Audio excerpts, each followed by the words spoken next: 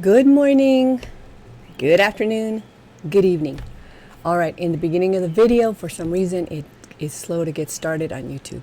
Okay, it says here, this is video number 3, and it says, they willingly put on the chains that bound them when they took the oath of office. So they, meaning all government servants in the United States of America, in every single state, and in the United States, all government workers were mandated, were obligated, were to take that oath of office, and if they didn't want to, that's fine, because no one was forcing them. It has to be voluntary.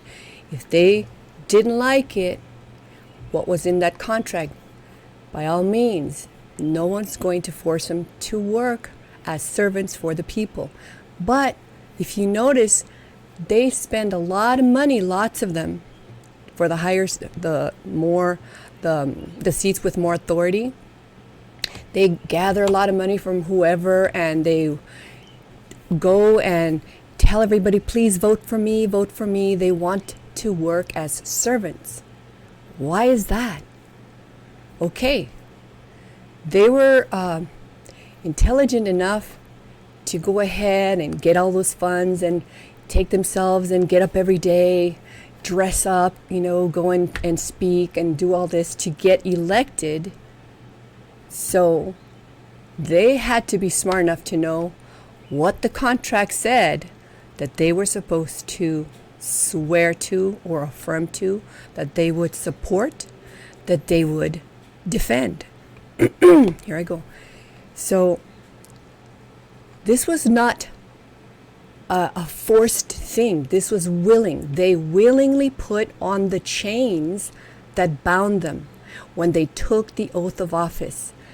They knew they had to obey every single thing that was mandatory, and they knew they were supposed to avoid doing anything that was prohibitory in that contract. Remember, we wrote the contract, we the people, we are the bosses, we are the leaders. They are not the leaders. They are now under us, serving us, doing everything. They must do everything for our benefit. Remember that word, benefit?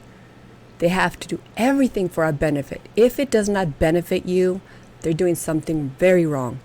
If they don't get up quickly, diligently, to defend your rights as a group, and your rights as an individual, they're doing something terribly wrong. They're being disobedient servants. And there are, like I said in the other videos, there are very good servants and there are very naughty ones.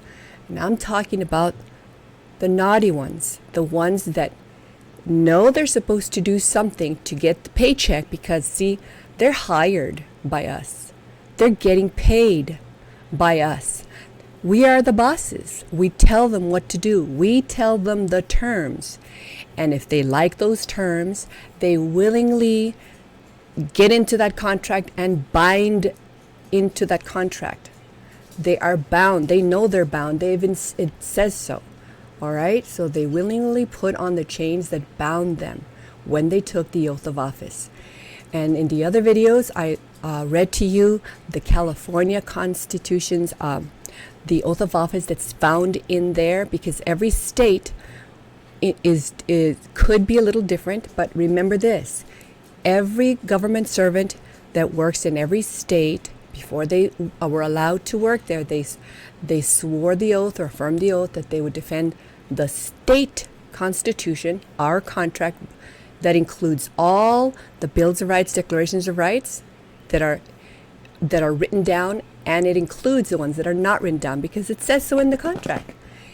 And now for the president, there is a slightly different the wording of his oath is worded a little differently. So we're going to read it together, and we're going to look at evidence. Anyone that ever talks to you has to show you evidence, or else they could be tricking you.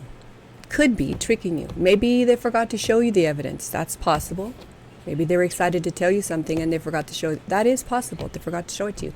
But hopefully I'll remember, and other people that are also teaching you all of your rights and what to do, how to hold your government servants accountable, and remind them to be amenable. They're supposed to be accountable and amenable.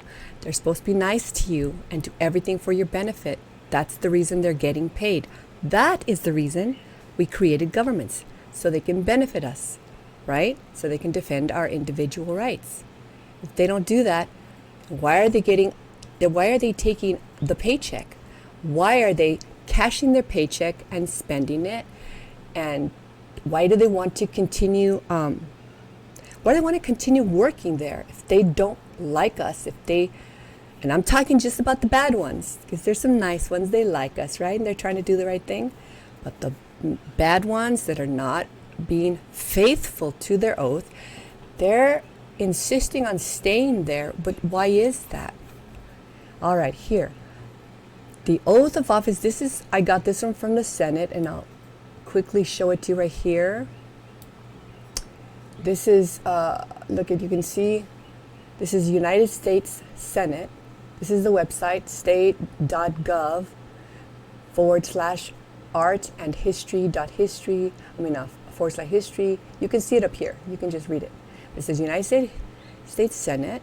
And then right here, oath of office. Okay. I didn't write this website. I didn't make this website.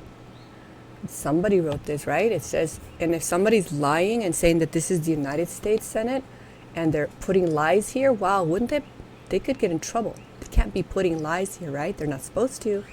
So this is what it says for oath of office. Okay, we're going to read this together here, and then we're going to take it apart. Okay. It says, I do solemnly swear, parentheses, or affirm, close parentheses, that I will support and defend the Constitution of the United States against all enemies, foreign and domestic, that I will bear true faith and allegiance to the same, that I take this obligation freely without any mental reservation or purpose of evasion, and that I will well and faithfully discharge the duties of the office on which I am about to enter. So help me God. This is what it says here in this website. Okay, and I put it right here, and you see, no one is forcing them to do it. Look, they want to do it. They want to do it. And I really like this part. It says true faith. They have to be, and right here again, faithfully discharge the duties. Okay, that's very important that they do this faithfully, right? And they have to have no mental reservation, right? They can't be crossing their fingers. I cross my fingers behind my back while I say this. It doesn't work. Even if they cross their fingers while no one was looking as they're swearing this or affirming this, too bad, because they're saying that I have no mental reservation or purpose of evasion, right? There's no mental reservation or purpose of evasion. They can't cross their fingers and say they're going to be faithful and they're going to faithfully discharge their duties, and at the same time cross their fingers and say, I'm not going to do that. I'm going to be a cheater. Okay, and I'm going to cheat. They can cheat, but they're already bound.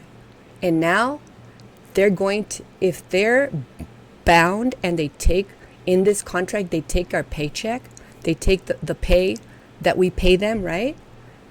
Then they're bound. It's a contract, just like a lot of contracts. It's contract. The only difference between this contract and everyday average contracts is that this one has the word treason in it. The other contracts that you're familiar with, they don't have the word treason in it. You can be in trouble. You may be forced to pay the money back, and with penalties, maybe something like that. But there's no treason in those contracts. But this one is so important that it does. Now, let's look at the word faithfully discharge the duties. Okay, what does faithfully mean? So I looked it up.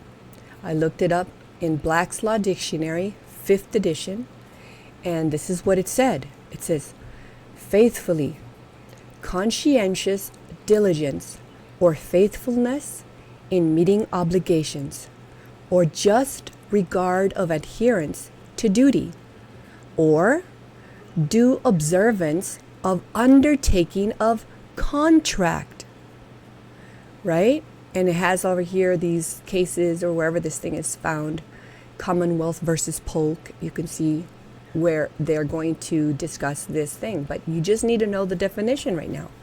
What does faithfully mean, right?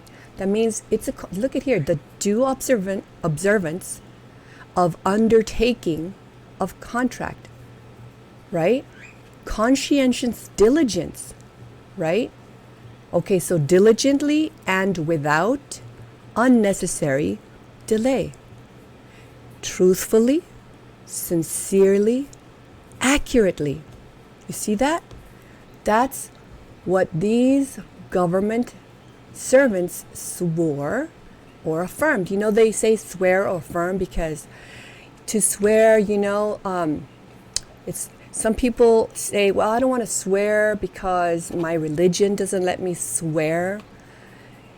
But okay, if your religion doesn't let you swear, you must affirm. You're still binding yourself, and you're still declaring, you're still saying that this is what I agree to do. This is what I will do. And if they don't do that and they're lying, then it's treasonous, because that means they did it with mental reservation. That means they did it with a purpose of evasion. And this is a very serious contract, because we're going to let them borrow some of our powers, some of our authorities. We're going to grant them authorities to do things for us while we're so busy working, right? So we hire them to help us, because otherwise we have to do everything by ourselves, right? So we pay them to help us. If we're going to carry something heavy and we go and talk to our neighbor, oh, can you help me carry this refrigerator out of my house? It's pretty heavy for me, and my kids are away or whatever, and I really need to get it out. It broke and I'm getting a new one. Whatever, they're going to pick it up. And you tell your neighbor, I'm going to pay you to help me. So you pay them. They don't have to help you. They're not obligated to help you, but you need the help. And so you decide to go ahead and make a contract with them and pay them to help you. You pay them whatever, $50, $100, whatever it is. You pay them to help you move this thing out of your house. And they're bound to do it, or else they have to give you your money back, right? It's right. If they can't help you, if they wanted to help you and then they realized, oh my gosh, I forgot, I have a dentist appointment, I cannot help you. Okay, give me my money back, because I can help. I'm going to go ask another neighbor to help me. Okay, here you go. See? Then the money is returned and there's no problem, but you cannot hold them for treason, right? It's just, you can't. But this one you can, and they can be tricksy. It's too important. They can hurt us. With those powers we're going to let them borrow, they can hurt us if they are naughty, if they're bad, if they're unjust, and use them inappropriately, use them incorrectly, or they go outside of their listed duties and obligations, listed things they are to do for us, and they go and do something else that we didn't tell them to do for us. Remember the other video where I told you that if you're the owner of a market, you're the boss of that market, that supermarket, right? Large or small, and you have the butcher and you have the cash register, and you don't want the one doing the job of the other one. They may not know how to do that job. The cash register guy or gal may not know how to go cut meat the correct way, how to do it in a clean way, so that they don't contaminate things and get you sick. They may not know all the rules about that. So we hire them to do a specific thing, and we say separation of powers. Don't do someone else's work. I didn't hire you to do that. It's clear, and that's mandatory. And if they step over the line, that is treason, because we made it very clear, separation of powers. What are they doing? Doing someone else. For example, if we tell the executive office to do their job, and I say he's going to do the job of the president, why would, say, a senator get up there and start doing the job of a president? Do we want that? We don't want that. Or say, let's say a judge coming over there with his robe and he starts doing things like he's the president. Do we want that? No. Everybody stay in your position as we ordered you to, as we commanded you to do in this contract that we're paying you to obey, right? You're getting paid. It's not free. You're not doing it because you're so nice and charitable. And no, you're getting paid to do this, government servant. Okay, you're getting paid to do this. You're getting paid to obey us. You're getting paid to be nice to us, to do everything for our benefit, or else you get into trouble. All right, so that's why it's important to look it up. And I got the let me see, right here. Hold on a second. Quick second. Hope I don't knock everything down. Okay. I got that definition from this book. See this? Right here. Black's Law 5th edition. That's where I got that definition from. So you can go ahead and look it up. You can look it up and see if it's correct. You can look it up if this word faithfully is correct. And you'll see what it is. You'll see what it says in there. Now, okay, so now when I read this definition, it says this too. As used in bonds of public and private officers, this term imports not only honesty, but also a punctilious discharge. We'll look at this word up, or you can look it up. Punctilious discharge of all the duties of the office, requiring competence, diligence, and attention, without any malfeasance or non-feasance. We can look those words up too, so we can understand what it is that this word means. Faithfully, use other words to try to understand a word. Aside from mere mistakes, if it's a mere mistake, we're not terrible ogres that we're gonna, be mean to them and not understand and be reasonable that it was a mistake. Something was a mistake. Okay? We're going to hold them accountable when we know they should know better, and they should see us going, ow, you're hurting me. Oh my gosh, why are you doing that? Ouch, that hurts. You see, if you do that, they're supposed to realize, I'm doing something that hurts the people that I was hired to defend and protect their individual rights. I better not do that. It's hurting them. If it doesn't benefit you, they cannot do it. They're not supposed to do it. So if they can, how is that a mistake on their part if they hear you yelling, ow, ow, ow, that hurts? You can do that, and all. You could also write them a notice letting them know, oh, you're hurting me. You're making me do this, and that's not your job. I didn't grant you the power to do that to me. To use all these parts in the government to force me to do something I don't want to do. Remember, you're the boss. You can do everything under the sun as long as you don't harm another human. You can do anything you would like to do. You can dress the way you like. You can talk the way you like.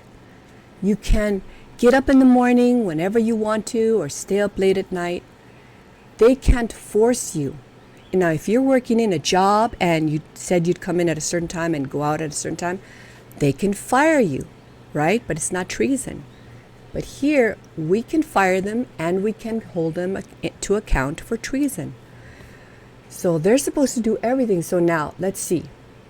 So I looked up malconduct. I looked up malfeasance for us. Let's look at it together, okay? Because you see, the reason this is important to you is because if a government worker, a government servant, and they're indentured servants, they're your agents, they're your trustees. You're not the trustee. They are the trustee. You're the boss. You're the one that created this contract. If they're doing something wrong, you need to know how to correct them. So you need to know what your powers are. You need to know what their powers are. Do they even have powers coming from themselves? Where does that power come from? It comes from the people. Like we looked at it before, and we're going to look at it some more. At all times, it comes from us. Right now, the only reason they have a job is we're letting them.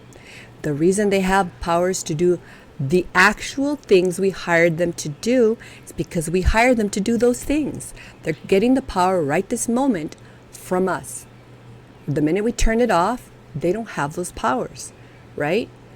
So they're supposed to benefit us right this very moment. They're not supposed to make things and do things to cause you to be poor, to not afford to eat, to not afford to pay for your gas so you can go on a Sunday drive if you feel like it, to go to work, pay gas to go visit your relatives. You have to choose, oh no, I only have a certain, my paycheck doesn't allow me to buy this much gas. Now I have to decide, am I going to visit my mother, my old mother, or my grandmother, or whatever, or am I going to go to work? I have to go to work or else I won't have somewhere to live. So you have to choose, because it doesn't benefit you that the gas prices are going up. They're supposed to do everything. We're paying them to do everything that benefits us. We're not paying them to treat us like dogs or they're peasants or they're slaves. We're not paying them for that. We're paying them to be really, really nice to us, to be kind to us, to be sweet to us, to be polite to us, courteous to us, and do everything for our benefit. It says so. Now let's continue. Malconduct. It says here, conduct, especially dishonest conduct.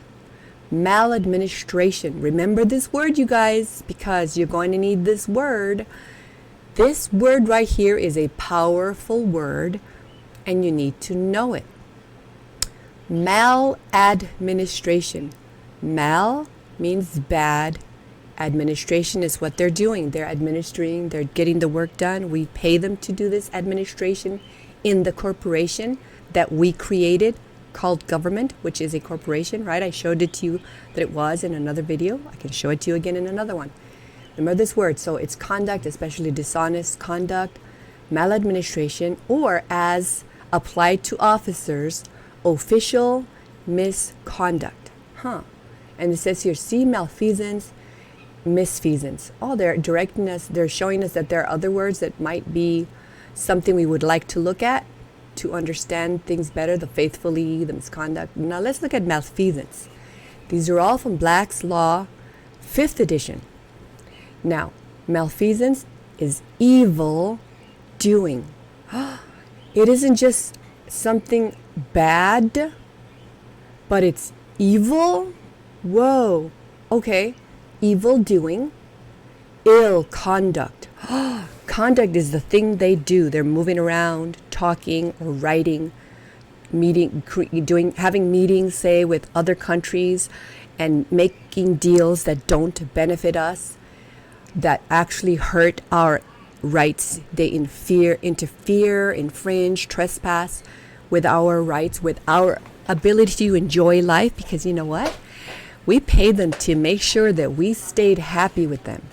We better be happy, because that, excuse me, little poochies, because there I have visitors. Help her whatever she needs. Heart. Okay, so we pay them to do good things. So now if they go, say, to wherever, those fancy meetings, a fancy meeting somewhere, it takes a jet to get there, and they meet with other powerful people, and they don't really tell us everything that they talk about, even though we're paying our government servants and they're supposed to stay accountable to us at all times, amenable. We're supposed to look at the cash register. Remember the when I told you before how we have the right to look at the cash register. It's our market. We have the right to see what if they gave the correct change or not, right? Now, our government servants, they go out there, right? They work on certain deals, but oh my goodness, do they benefit us? If they don't, then they're not doing what we hired them to do. We're paying them to benefit us. Malfeasance, evil doing. For example, let me just finish this. Evil doing, ill conduct, the commission of some act which is positively unlawful. Positively unlawful. Do you notice that they don't say positively illegal? Okay, because there is a difference between legal things and lawful things, and you're going to know it in another video. Legal things, lawful things. Okay, we have the ultimate law. That's our law, common law. Remember that? Okay, so if the commission of some act which is positively unlawful, the doing of an act which is wholly wrongful and unlawful, the doing of an act which person ought not to do at all, or the unjust performance of some act which the party had no right or which he had contracted not to do. Ooh, what's this? Ooh, look at this. Check it out. What in the world am I looking at here? It says, which he had contracted not to do. Ooh, hey, you guys, we have a contract. Remember the contract?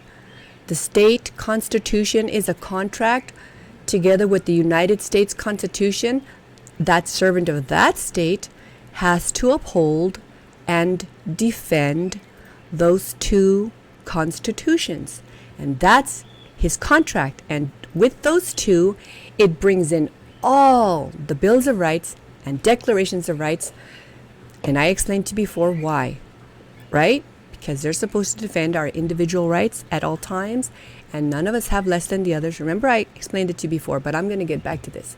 Now, so look at this. And it is a contract, and they were told not to do certain things. They were told exactly what to do. Now look at this. Because it's a contract and it's important, we wrote down exactly what we want them to do. In the United States, they have 18 things they are supposed to do for us. Not 19, 20, 30, 40, 50, 100, 1,000 things. Only those 18 things. And so when they do their statutes, they're supposed to be about those things, to make those things happen better, easier, faster. Carefully making sure that while they're doing that, they don't step on our beautiful toes. You have beautiful toes. If you don't have toes, you're a beautiful human, and you need to be safe, and you need to be happy, you need to be all right, and they are being paid not to hurt you, to protect you, right? So they have to obey these things. And it's a contract, so it says here, don't do this, do that. So because they swore an oath, remember this, they are bound. See these things? They willingly put themselves into these chains because, and the reason we say that they are almost slaves, they're not slaves, but they're almost a hairline above a slave, because it was terrible when people had slaves. God didn't want people to have slaves. That was a no-no. But the ones who disobeyed God are going to be in trouble. They're in trouble, right? The same thing here. We are not supposed to have any slaves, so we don't have slaves. We do have indentured servants. Those are people who willingly say, I want to work for you. I want this job. I want you to pay me. I will do my work that you hired me to do. I will do it faithfully. I will be diligent. I will be right there and understand exactly what I am to do, and I'm going to do it. See, they are bound. They willingly stepped into and allowed those chains to be on them, because when people had slaves, they could punish them severely. Like they could hit them, they could kill them, they could be terrible, not feed them, not let them eat. They could separate their children from them. They could do horrific things that God never wanted them to do. But because people they want to do their own thing, they disobey God and they do their own thing, terrible things. Their own things are terrible things. When you do things that God wants you to do, those are wonderful, good things. If it doesn't go with what God wants, that's a terrible thing. And you're the one, the ultimate one, that's going to get the worst punishment for that. When those slave owners beat their slaves or starved them or separated their children, and they had their parties and ate really well, cooked food by the slaves, right? They looked like they were having a really good life. They had clothes made by the slaves or whatever, whatever it is, because they looked like they were in a good position of power. They looked like they had comfortable homes with beds and blankets and pillows, whatever. But you know what? They're in trouble. They're in worse trouble than the slave that got beat up, because their trouble is going to be eternal, forever. It's called damnation in hell, and that's forever. It doesn't stop. It just doesn't stop. There's a door in. God throws someone in there, but there's no door to get out. So they have to be careful. That's why these people here, they have to be careful, because we're granting to them, the word is granting to them, certain powers. And if they misuse them, like say we give a judge the powers to hear the case, they're listening, they're making sure everything's going on correctly in their courtroom. And then they notice that someone has rights, it's one of the people, and they're getting their rights infringed. Well, they're supposed to not just sit there, they're supposed to get up quickly. They're supposed to stop all that. They're supposed to defend the people's rights, because they're under oath. They're bound. All three branches of government are bound. They're all indentured servants that are bound. They willingly stepped into these chains. And if they insist, it takes only two of the people to point out to their wrongdoing, their evil act, and that's treason. Look it up. I'll show it to you in another video. Look it up. So here we go. We looked at malfeasance. Okay, it says comprehensive term, including any wrongful conduct that affects, interrupts, or interferes with the performance of official duties. They have official duties, right? And so if this conduct that affects, it's any wrongful, any wrongful conduct. Conduct is you're doing, you're talking, or you're not doing. The conduct could be that you're supposed to defend the people's rights, and that indentured servant doesn't defend their rights. It sits there knowing that they're being harmed, infringed, trespassed, right? And they don't do anything. That's bad conduct. See, they have to quickly do what's right, and they can't just sit there. That's not good. They're getting paid to defend your individual rights. Okay? And if this any wrongful conduct that affects, interrupts, or interferes with the performance of official duties. See, that's important for you to look it up, because they're some of the bad indentured servants, not the good ones, they're trying to be tricksy with the vocabulary. They're trying to change the meanings, or they're putting words that are similar. So be careful. Look up the words. Now, malfeasance. Let's see. I read it here, malfeasance, but it continues. And let me finish it off. Malfeasance is a wrongful act which the actor has no legal right to do, or any wrongful conduct which affects, interrupts, or interferes with performance of official duty. Now remember, I told you that there's a difference between legal. Look at here. It says legal has no legal. I was looking for this. Has no legal right to do. This is the word legal, and up here is the word unlawful. You see, there are two different things. okay? When they harm your individual rights, when they harm your rights, they're doing an unlawful thing. When they have rules for each other, how to get the work done for us, and they have rules like you wear the uniform of a butcher and you wear the uniform of a cash register, and if they switch those uniforms, that's not allowed. That's prohibitory. We prohibit it. We don't allow it. And the one that we hired to do the rules, to the manager, right, to do the rules, whoever we hired to do the rules in that little supermarket, we hired because we're on vacation, we're the bosses, we're having a good time at wherever we like to go, and then we come back and look in on things, right? Or we're busy with our family, meeting our family, doing our work, or going to work, whatever we're doing. We're coming back, we look at what they're doing. We hired someone to go ahead and make sure they have rules, and they said, oh, you wear the uniform of a butcher, you wear the uniform with your name tag of the cash register, gal or girl, guy. So when they don't do those things, that's legal stuff. That's legal, like statutes and legal. The lawful things are up here. That's our constitutions. Those are our rights as that we were given by God, and those are the foundational principles, the foundational law. That's the true law. The statutes, they want to call them law, and they do call them law, but they're actually just call them for what they are. They're statutes, corporate statutes. They're for the corporation, for the workers that work in the corporation. They're for the supermarket workers. Those are rules that the butcher has to obey, and the cash register someone has to obey, and their personnel.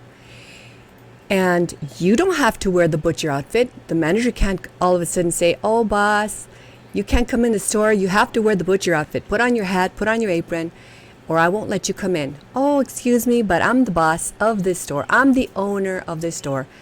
I can do it. And you're fired. Just for talking like that. I don't like you. You're fired. Go away. You can do that.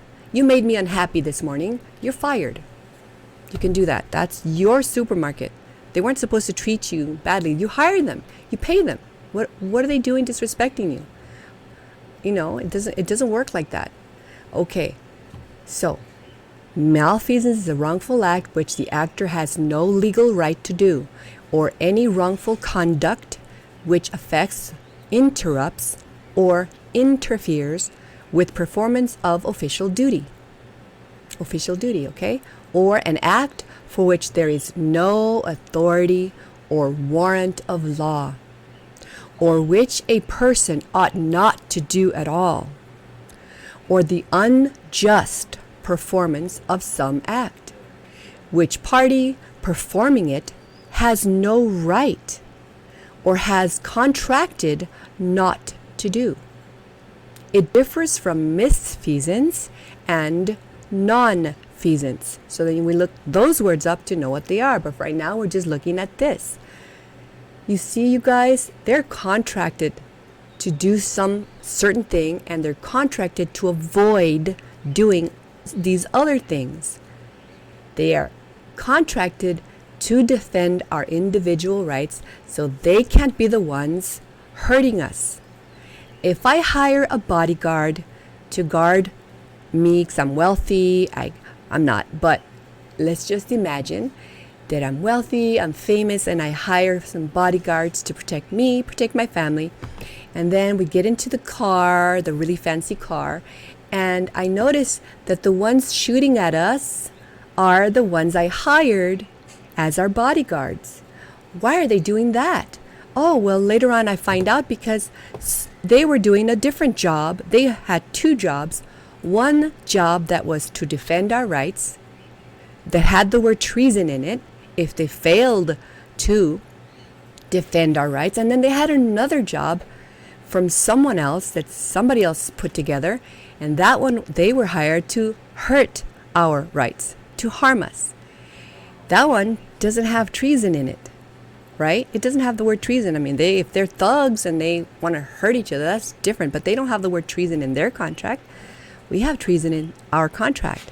So if they get hired to defend our rights. They can't all of a sudden be the ones hurting our rights because they're doing a different job. Like, say, for example, if a judge is hired to do our work that we hire them to do, and they're being paid by us, they're supposed to defend our rights. But if, say, they start working with someone else, some other agency that may or may not have authority to exist, and we'll talk about those agencies later, because a lot of them, if not all of them, don't have the authority to exist if they were not enacted in agreement with our Constitution. If they're not in agreement with our Constitution, not going against our constitutions, right? The contract. They can't do it. They can't exist. They're not allowed to exist if they are against our contract, which is the number one thing to work on, to obey, right? So they can't do it. So if these agencies, so if this judge then is hired by, say, an agency to do something else, and even wears the robe, right, to do these other things, well, they're still a judge because we're still paying them. They're still working for us, so they really are still a judge. But during that time that they're working to harm our individual rights, to harm us, and they're getting paid to harm us, well, even though they're a judge working for us, well, now they're committing treason. You see how that works? Because they owe the allegiance to us. You read it. It said allegiance. They owe the allegiance to us, the people who wrote the contract, the people who pay for them to obey the contract, right? We're paying them all the time, right? We are the bosses. We are the reason for the season. We are the ones that are to be treated lovely. We're supposed to be happy, and they're supposed to make sure we are happy at all times. You know how when you see those some workers, and they really need customer service training because they don't treat the customer nicely, right? Then people stop shopping there or going there, right? Then the manager quickly puts them through customer service classes so they know how to treat the customer. Be courteous to the customer, smile at the customer, or else we're going to lose business and then we're going to go bankrupt. Our business is going to close because the customers won't return. Well, gee whiz, it's the same thing with us. In the contract, we told them we have to be happy. We have to be happy. It's very much important, just like any other thing. And the same with the rights of the whole. The individual rights are just as important and even more important because, and I'll explain to you in another video why, okay? But they are very important. They must defend them because we're made of individuals. They came together, and before we created this government, we already had lots of rights stuck to us like skin. They belong to us. They can't touch them. They want to, too bad, can't. There's treason. All right, so now look at this. U.S. Constitution, Article 2, Section 1, Clause 8. And I put the word bound. Okay. This one, I believe, is for the president. So let me first show you that one. Let's see. Well, let me just quickly show you this one to finish. This one here is Constitution annotated. I don't know how accurate these guys are, but I know this one right here, it's supposed to say United States Senate. It's supposed to be very accurate. It's by the United States, right? All right. So this one right here, I'm recording River and Heart. Okay, it says here, Article, this is 6. See, the V is 5 and then 1. That's 6. I'm recording. Hi, I'm recording. Okay, this one, and then C3.1, it says Oath of Office. And it says here, Article 6, Clause 3, the senators and representatives before mentioned and the members of the several state legislatures and all executive and judicial officers, both of the United States and of the several states, shall be bound, there's the word, bound, by oath or affirmation, to do what? To support this Constitution, But no religious test shall ever be required as a qualification to any office or public trust under the United States. So this is for the United States. Notice that for the United States, they only need to do the oath of office for that Constitution, because see, that's the job they get to do.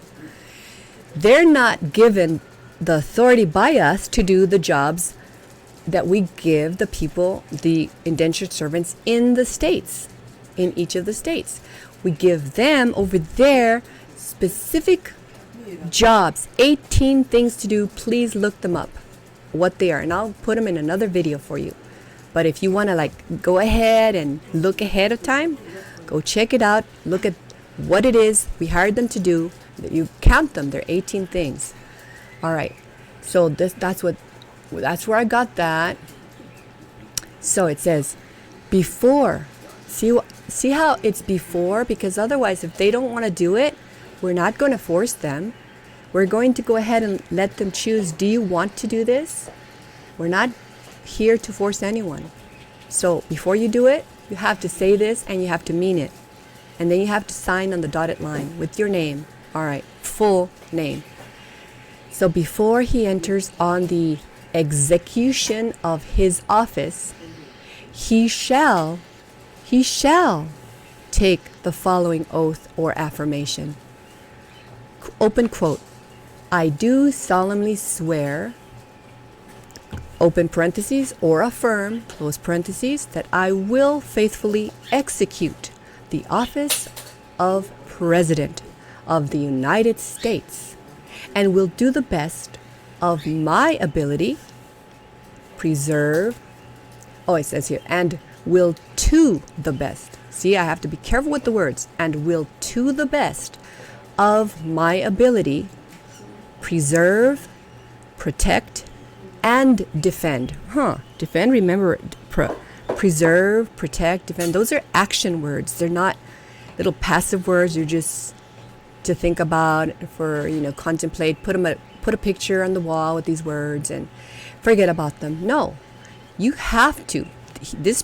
Whoever's the president has to preserve, protect, and defend the Constitution of the United States.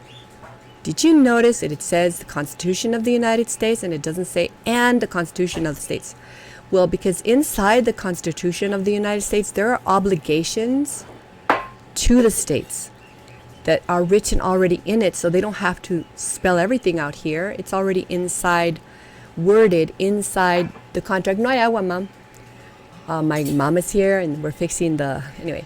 Okay, Constitution of the United States. See? That's for the president. Now here, I wrote this also, the senators and representatives. I wrote the other one that I showed you, and I wrote, be bound, they shall be bound.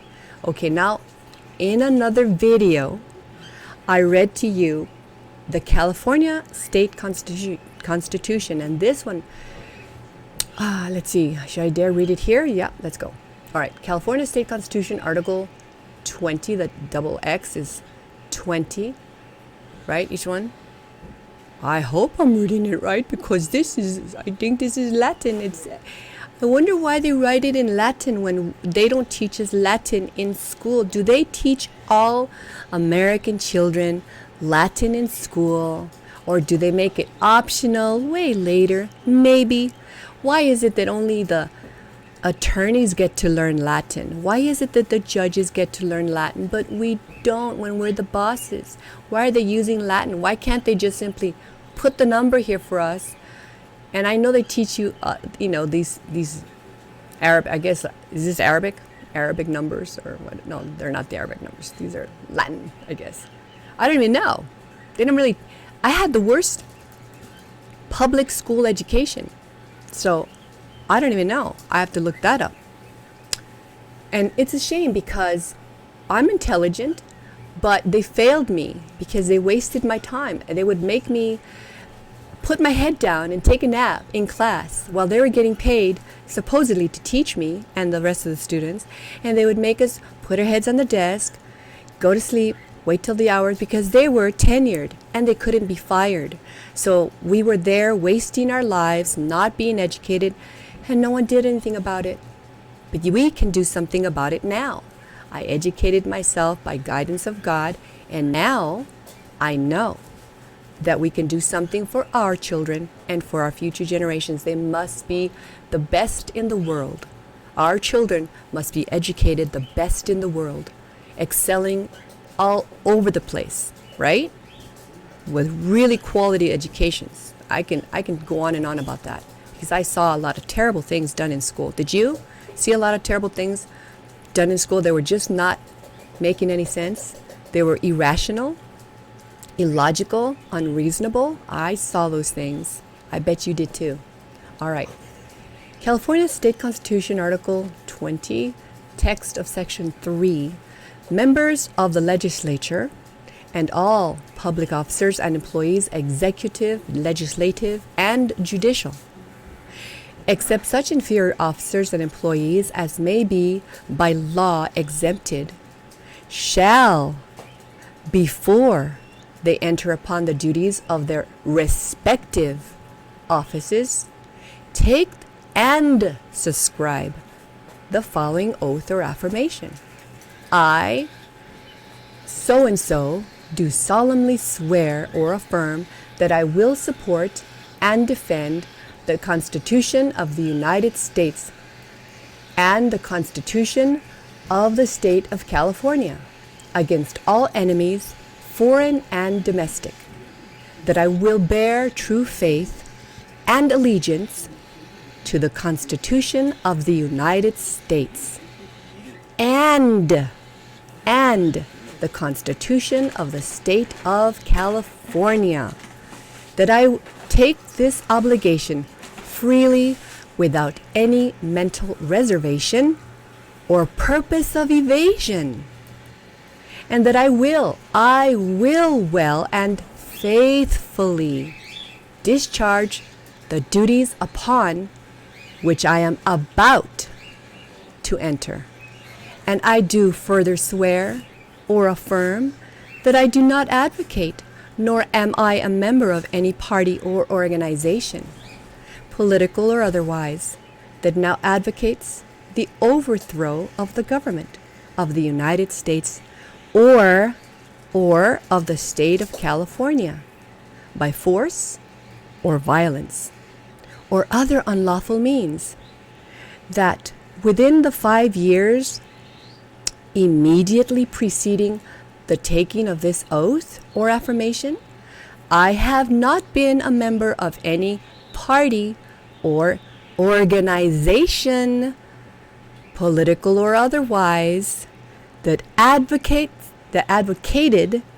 the overthrow of the government of the United States or of the state of California by force or violence or other unlawful means, except as follows. And they are supposed to declare, except as follows, they did this.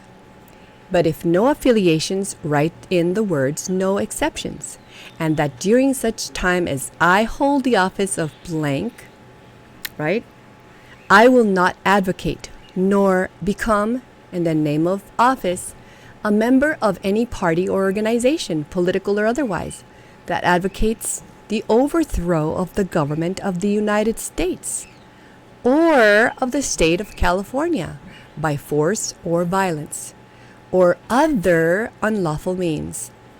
And no other oath, get it? No other oath, declaration, or test shall be required as a qualification for any public office or employment.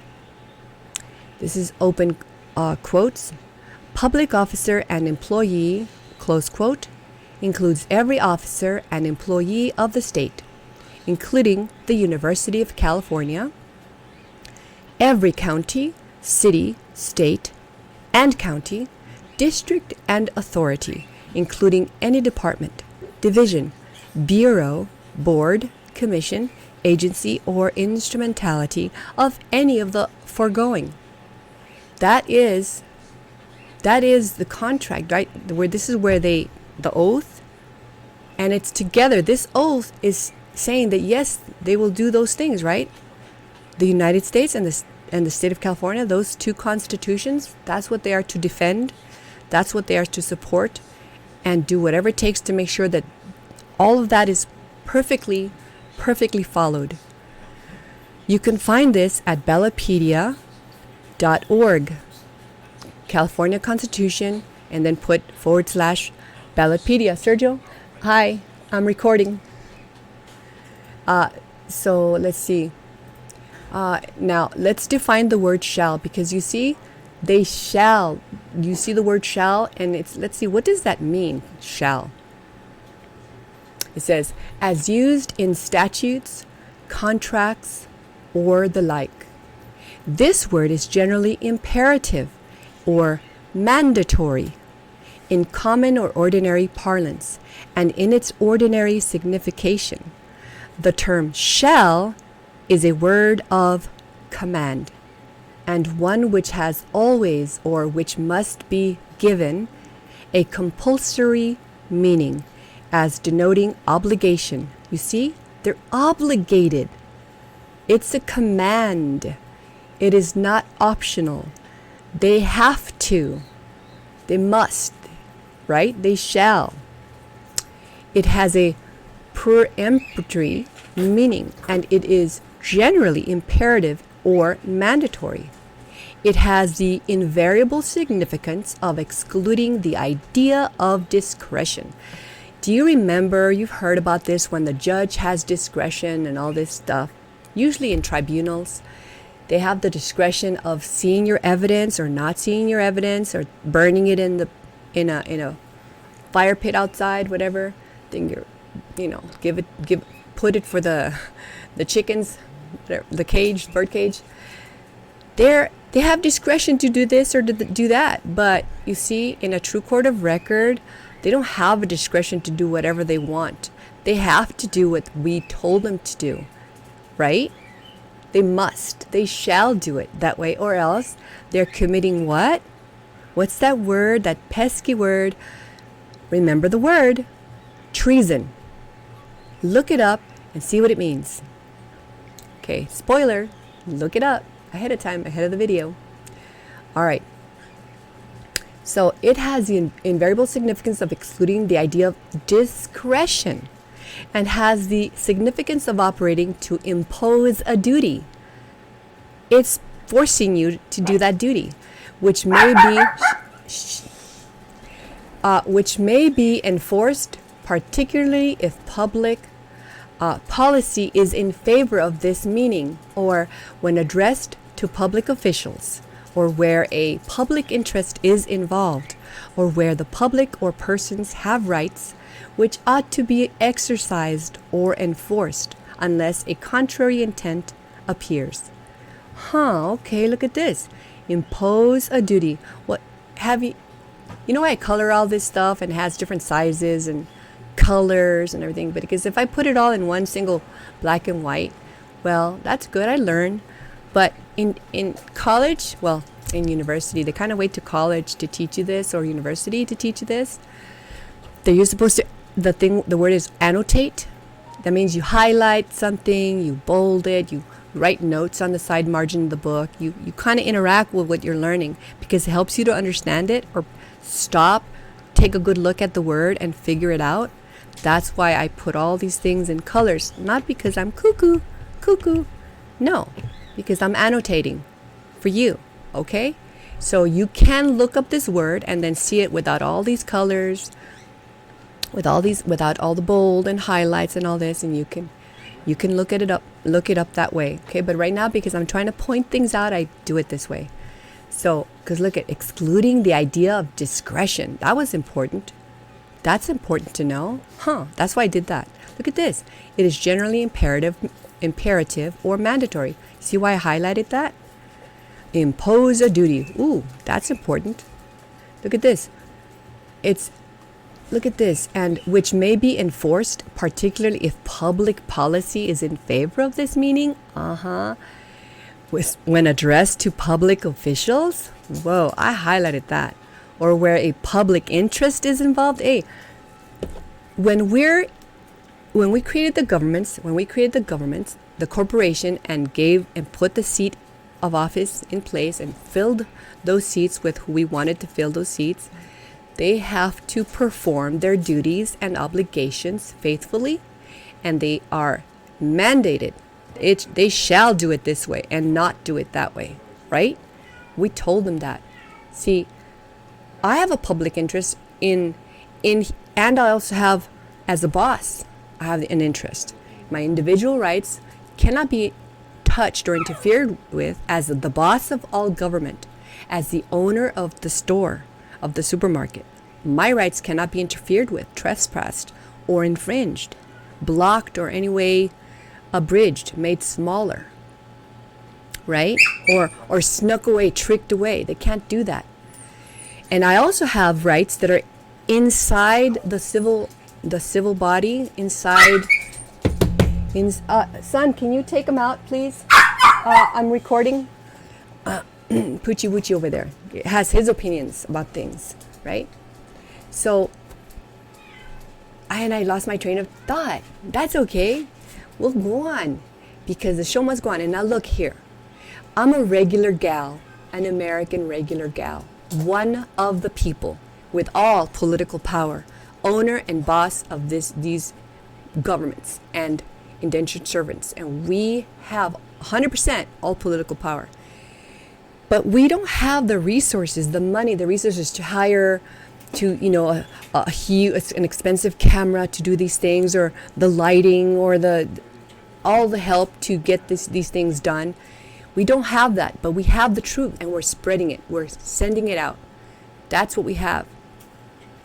We have the willpower to do what is right and good and save other people from being harmed by indentured servants. So however we can do it, in our little homes.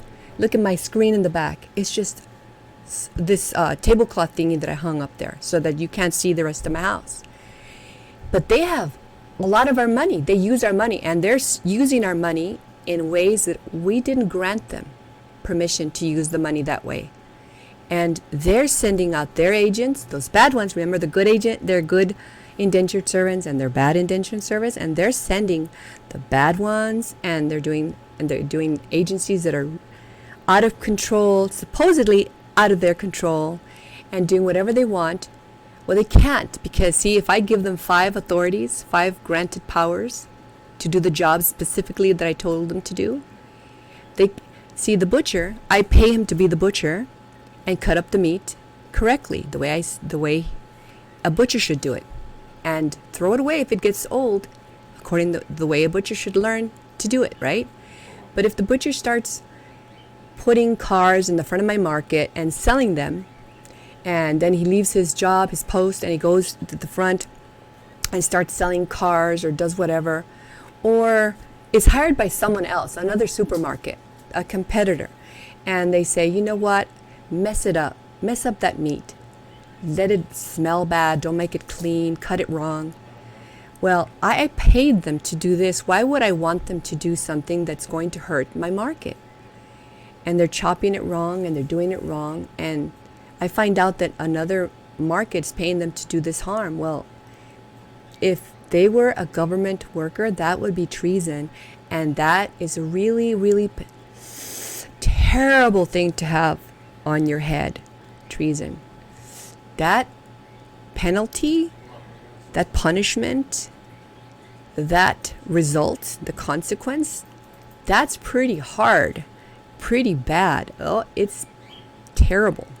But they willingly agreed that they knew for a fact that they were very nice and would do things faithfully and obey everything. So they say, you can trust me, let me work for you, I won't harm you. But even you won't harm me, even if I find out that you harm me, and two of us, at least 2 of us, find out that you're doing this thing about making the meat go bad and all this. If they were in the government, right? There's treason. Oh yeah, because I know I'm not going to do anything against the contract. So you can hire me. Okay, because I'm going to hold you to it. I'm going to hold you accountable for treason. If you hurt me, I'm not going to hurt you. Please hire me. Okay.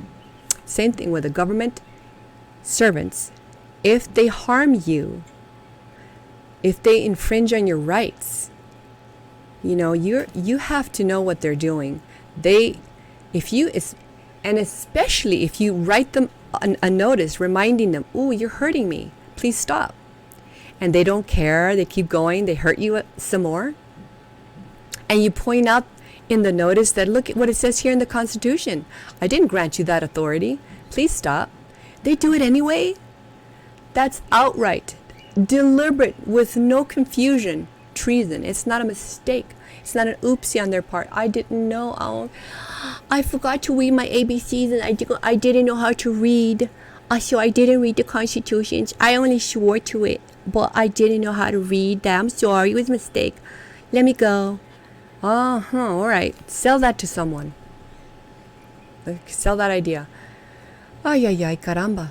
Okay, so continuing with the word shall, but it may be construed, that's another word, as merely permissive or directory, as equivalent to may, right? But it doesn't apply to us. To carry out the legislative intention, and in cases where no right, get it? Only in cases where no right or benefit, remember the word benefit? I asked you to please remember, they have to benefit you. See, where no right or benefit to any one of the people, buddy boy, one depends on its being taken in the imperative sense. And where no public or private right. Here they go, the public or private rights I told you about. Remember, the public right is where you're the citizen and you have civil, the civil activities and all these things. They're civil rights. That's the public, right? And then your private right, that's your individual rights. Those are your inalienable, unremovable rights. The rights you can't touch because God gave them to you and no man can take them away because they're going to be in trouble, right? And where no public or private right is impaired by the interpretation in the other sense, the sense of may, the sense of you might want to obey it. Okay, no, right here we made sure that it says shall. It says shall, buddy boy. It says shall. Okay, indentured servant, it says shall. Make sure you listen to that. It's a command. All right, moving on. Now, one more oath that I wanted to look at so you can see where the difference is that they swear to two constitutions in their oath, and the president is just, they swear to the one constitution. Okay, in 2.6 loyalty oath in Arizona, the officers, employees of all government agencies must take a loyalty oath. They call it a loyalty oath, and they must take it. It says right there. Officer or employee, it's in quotes, so they're going to define it, is defined for this purpose as, open quote, any person elected, appointed, or employed, either on a part-time or full-time basis by this state or any of its political subdivisions or any county, city, town, municipal corporation, school district, public educational institution, or any board, commission, or agency of any county, city, town, municipal corporation, school district, or public educational institution. And then it has, close quote, it has the capital letters, A.R.S. Section 38-231, open parentheses, capital F, close parentheses. It has that so you can find it.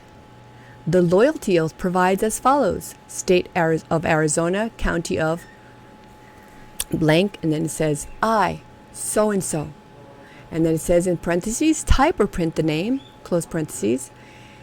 It says, okay, so it'll be I, blank, or so-and-so, do solemnly swear or affirm. That's in parentheses. They put it for those who can't swear, they affirm. I do solemnly swear or affirm that I will support the Constitution of the United States and the Constitution and laws of the state of Arizona. See, two constitutions. That I will bear true faith and allegiance to the same and defend them. Oh, here I put it in really big letters, highlighted it and bolded it, and defend them and what's written inside them.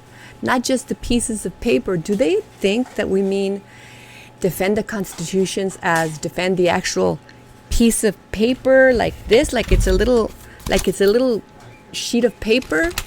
Defend this piece of paper?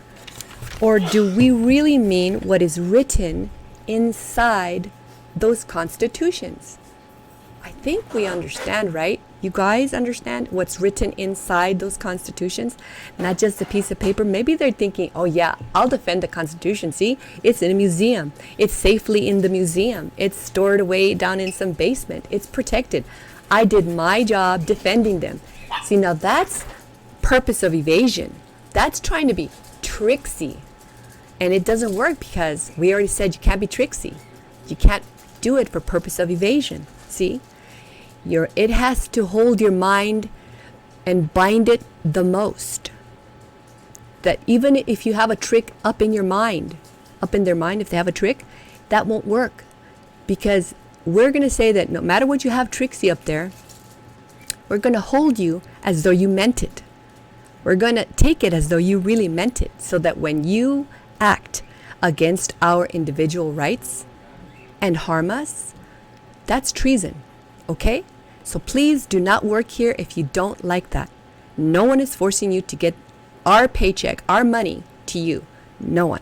This is only for people who are willing to be good, to be just, to do the things and set their powers aside, their inherent rights, park them, so to speak, and then do our will. Do what we commanded you to do in those contracts, in that contract. Okay? So, and defend them against all enemies, foreign and domestic. Foreign is outside of the country, domestic is inside of this country. And that I will faithfully, and we already defined faithfully, and impartially discharge the duties of the office of blank. Name the office. It's in parentheses to name of office. And then you name it, and then it says, according to the best of my ability. Oh, yes, they're going to say, oh, the best. Well, I did it the best of my ability. They have this thing called good faith defense, where they say, I did it in good faith. I thought I was doing the right thing. When I was hurting you and when you were crying and screaming to stop, I did it thinking that it was actually benefiting you. I didn't realize it was hurting you when you were screaming and telling me to stop. But I did it I'm going to do everything to the best of my ability. All right? So help me God. And then in parentheses, or so I do affirm. Right? So the best of their ability. If you don't have the ability to be good and obey the contract, please don't work. Don't work in our government that we created. Don't work there. If you don't have enough ability, don't just do it the best of your ability. You better have a really good quality ability, because we're going to hold you to treason if you hurt us. Especially when we tell you to stop. Please stop. Oh, you want me to change my chromosomes to something else? Oh, no, thank you. Please stop. You're trying to do that to my children, change their chromosomes? Please stop. Let's just suppose if that was the case. I'm not saying that is the case, but I'm just saying, let's just say some indentured servants got the idea. They want you to change your chromosomes and they want you to grow a tail like a cat and ears like a cat. And you don't want to. You don't want to. Did you grant them authority to do that to you, to force you to change your inside composition in such a way that it changes you in any way? Like, say, for example, it makes you grow a tail like a cat. And even as cute as that could be, a tail and a little ears. But what if you don't want to? What if you don't want to? If you want to, that's up to you. You have your rights. But don't make the rest of us do it. We have rights too. And like I said, individual rights are mega important. Why? Because if 1 million people want to change your child into a cat, and make him a cute little cat? What if they want to change him into a tarantula or a scorpion? What if they want to change him into an ugly monkey or whatever? Some sort of, I don't know, shark. And you don't want to because you like your little kid and the way he looks, the way God made him. Should they be able, so if 10 million people want to do that to your child, should they have the right to do that? No, because you're powerful, because you have individual rights. That's why the bad indentured servants want to hide individual rights, because they want to bring the emphasis to the group rights, and they want to ignore the fact that they swore to uphold and defend and support and do everything good for individual rights, including happiness. So when you say, I don't want my son to turn into a shark, you change his insides and turn him into a shark, you have the right. They can't win over you. They cannot create a law, any statute, to force you to turn your child into a shark and put him in the ocean to live there. They can't do that. This is all imaginary, just to bring a point to you. You understand what I mean, right? You see, they can't force you to do anything that you don't want to do, because you are the boss. They're the employees, and more truthfully, they are the indentured servants. So yes, they're the employees, they're your agents, your trustees, and they're the indentured servants. They work for we the people, for us. And they got paid, and they did their oath, so they are bound. They are now bound. So I'm going to go ahead and end it right here. Let me see what I have next coming up. Let me end it right here. Because our founding fathers wrote carefully. They were Bible readers. You see, they didn't have TV sets over there. They didn't have movies the way we have now. And they really, really cared about God. The majority of the people, they run around, walked around. I mean, doesn't mean that they were saints or they were good. It's other people or this and that. Everybody, God knows inside their heart, right? But they did read the Bible, and they did do what was written in the Bible. They did do that. If they did it because they meant it, or if they did it because the pressure of their friends, whatever. But the point is, they read the Bible, and they did what was in the Bible, and they wrote your Bills of Rights and Declarations of Rights to protect your individual rights that came from God, that gave them to you and made them inherent to you, inseparable from you, inalienable from you, unremovable, uninfringible, right? They're like part of your skin. That's like your skin. If they take your skin off, you're going to be in pain. Plus, you won't look as nice, right? Gonna need your skin, right? Okay. So, our founding fathers wrote carefully to stay in full power over government just in case they were thinking. They recently got rid of someone they considered to be bad to them, a king, right? In England, that they felt that was hurting them. They got rid of his power over them. They fought him. He lost. That king lost. And American people won. And they said, no more kings over us. No more, nobody that's a monarch, nobody that's going to be a tyrant over us. We want to live happily, joyfully. I want my kids, when I die, I want my kids to be safe. I want them to be able to live without someone hurting them, infringing on their rights, taking away their rights, tricking them away from their rights. So we're going to write this contract so well that they can't do that. Right? They can't do that. They were smart. So our founding fathers wrote carefully to stay in full power over government, in case government began to behave like a tyrant, or there was even the danger of maladministration. So I'm going to read to you this later on about maladministration, because remember the definition up there that I asked you to please remember this word. Maladministration, that's bad administering. It's like if they don't know how to do their job, the butcher doesn't know how to do his job, I get to fire him. Someone comes in and they order pork, and they give them beef, or they give them tuna, whatever. And they make mistakes because they can't tell their meats apart. I have to fire them because they're going to ruin my store. People won't come back shopping there. Or the cash register. She takes more than she should take. They owe $100 for their grocery bill, and she takes $200 from their credit card. I mean, it'd be visible, but. Or she gives change wrong.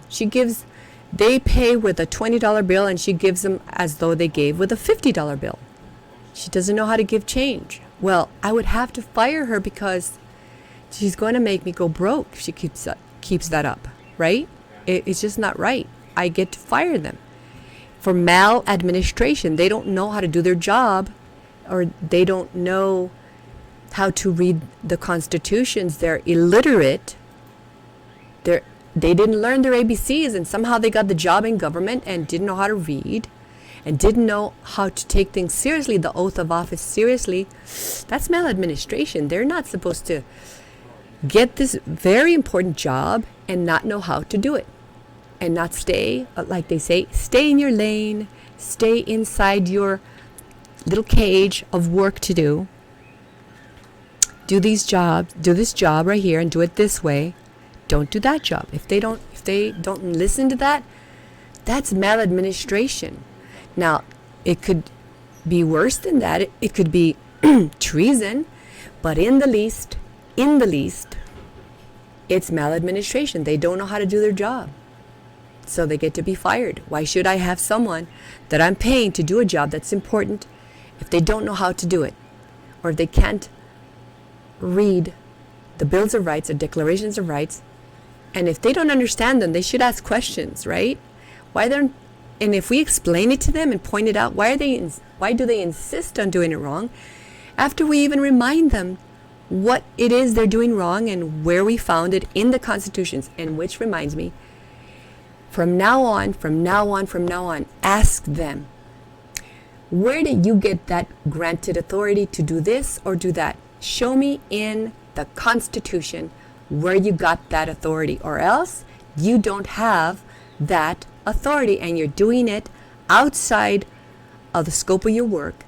And now you're liable if you hurt me. You're liable. Personally, if you hurt me, you're liable because you're just doing it on your own. You don't have the granted authority to do this, that. Only this. So show me in the Constitution where you have the right, you specifically have the right to do what you're doing to me, that I'm telling you is hurting me. So ask them that. Oh, and ask attorneys, are you guys going to defend me with the most powerful law in the United States of America? Our constitutions? Ask them if you're going to pay them $2, $3, $4, $5, $1,000 an hour. Don't you have the right to ask them at least that question? Are you going to defend me with my most powerful rights, my individual rights that are in the Constitution? Are you going to use that when you defend me?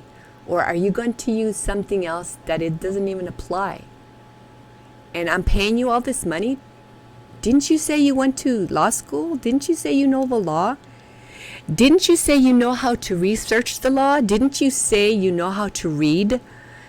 You know how to bill me. You certainly know how to write a bill and send it to me. You don't know how to read the law that's going to protect the people? I'm puzzled by that. Can you ask them that and see and just find out what it is they give you as an answer? Will they defend your rights with the most powerful law there is, written in the constitutions and in our maxims? Are they going to do that? Or are they going to just take your money and run and then bill you some more? I don't know what you want to do. You should find out if you want to. No one's going to force you, but that's my recommendation to you. That's what I would like. All right. So up to here, I'm going to go ahead and end this video here because it is getting, I want to have them a little bit shorter. And if you guys begin drift, just pause it, do something, and then turn it back on and listen to the rest of it. And remember, I'm showing you the evidence. It's in there.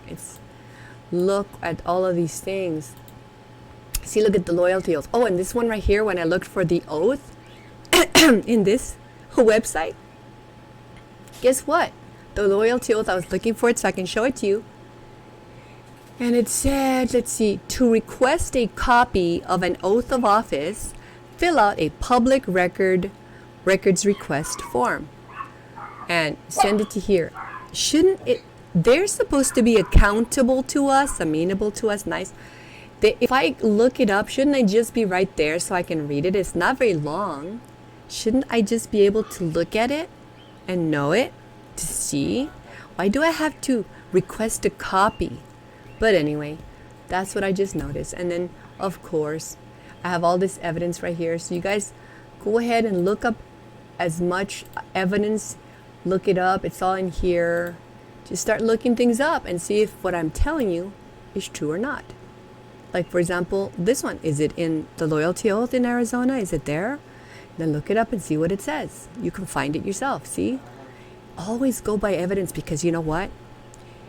If they are nice to you and they smile at you and act like they're your friends, but then they don't give you the evidence, at least for me, from now on, because I've been hurt by a lot of people. They're supposed to be not hurting me. They're supposed to be, I'm paying them to do right, and then they hurt me. Oh, doesn't feel good. So from now on, you guys, ask for evidence. See, I didn't know any of these things.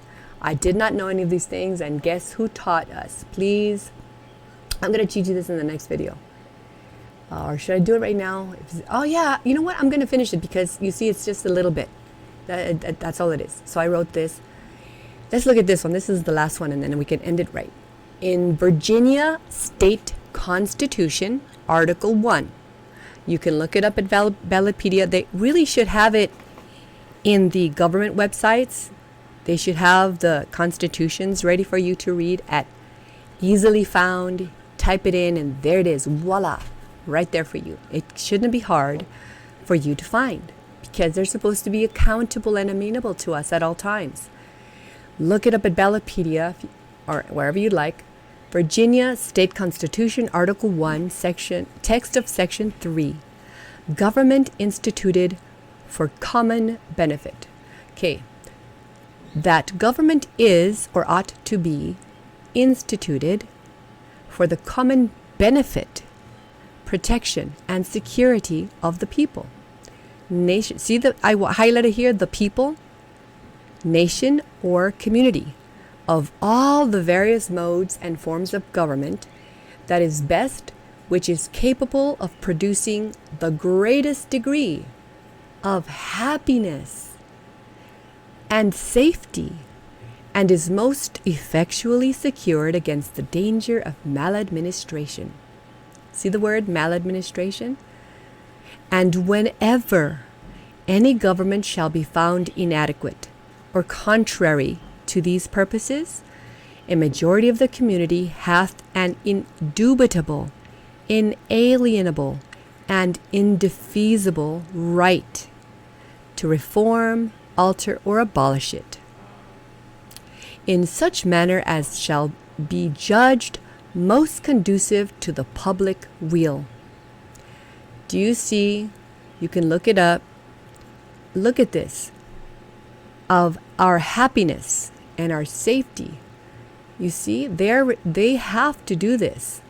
That's the government. The Constitution tells the terms of that.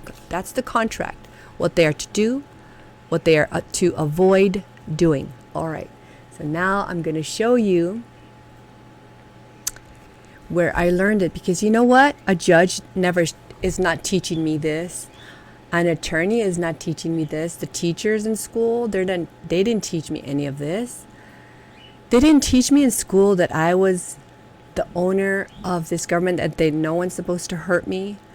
No one is supposed to take me away from my mother without a lawful right to do it, and take away the time that I had with her, take it away. No one had the right to do that. I have a right. My mom has a right to me because I'm her daughter. They can't just take me away because they want to. God gave the children to their parents, and they can't just be taken away. So, where did I learn this? Dave Jose at Dave Cares For You, www.restoremyrepublic.com. You can find him on Telegram, Odyssey, YouTube, Rumble, and in Telegram, it's so neat because you can ask questions, you can discuss things with people, law things with people, so you can really know what you should have been taught throughout your life. You should have known this throughout your life. It should have been taught to us in school, because see, they're the servants. They are supposed to serve us, and we pay them to serve us, right? It's like you go to a restaurant, you pay them to serve you the food, and they never get around to serving you the food. You starve, right? You go home sad. What happened? All right. So here you register your email, and he'll send you information, notes when he's teaching. See, he teaches free. He teaches on YouTube, Odyssey, and Rumble, and all these different platforms. But if you want to, after you study those things, if you want to go deeper and learn more, or if you want to just jump in and start really getting to the nitty-gritty, he teaches everything with evidence, so that if he is not telling us the truth, we can detect it. It's detectable. It's right there. We read it together from the sources, and it's not made up. It doesn't come from his computer. It comes, it's in the websites, the government websites. It's in the official places. So you can see that it's the truth. You can see it. So if you really want to learn how to play this game, remember, life is not a game. But if it were a game, you'd have to know the rules in order to win, in order for your opponent not to beat you, right? And in our case, in government here, some indentured servants, they're beating us to a pulp. And that's not funny. They're really beating us, not just beating us, right? We don't want that anymore. We have to correct them. We have to put them back in the corral. They're loose. They're running loose outside of their work that we hired them to do. They're doing something else, and they're getting paid by us. That sounds like stealing. I don't know. It sounds like treason to me. Does it sound like treason to you? Look it up and see if it does. All right. You can also find a lot of help and a lot of learning, because the Affidavit Mamas, they learned from Dave Jose, and they're teaching people. And I started teaching people because, see, it takes a lot of us, and the government servants are using our money, the bad ones, and they're teaching people things that are not true, things that are lies, and they have all this money to do it. And here we are, the people, we don't have all the money to do all this, to get the word out to you.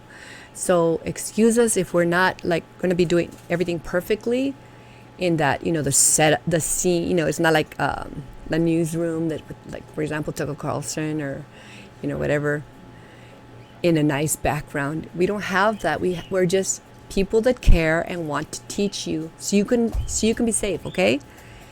So here, Affidavit Mamas, they get together. These are wonderful women. They're making a difference in this world. They're correcting our government. Our whole groups here, we're correcting our government together. We're not alone. We're together and growing. And so come and find out. Look for Affidavit Mamas. Look for Dave Jose. At Dave Cares for You, you'll find him any of these places, okay? Get on Telegram, because then you can find out. And you can, if you have questions, you can ask questions. We're all regular people in there learning, because we are tired of watching someone get hurt. Like when we listen to the news and we see someone get hurt, and we go, oh my gosh, the anchor is only giving us all this horrible news. Why don't they give them the solution? Why don't they tell them what the lawful thing that can be done, peacefully, lawfully can be done, to correct all those wrongs? Why are they not sharing? Somebody needs to reach them. There are a lot of good anchors out there, but they don't know. Someone has to reach them, and it takes all of us, okay? It takes you, it takes me. Learn it and pass it on. That's what I'm doing. I'm learning it, and I'm passing it on to you, all right? God bless you. God protect you. God be with all of us. In the name of Jesus, amen. So here we are.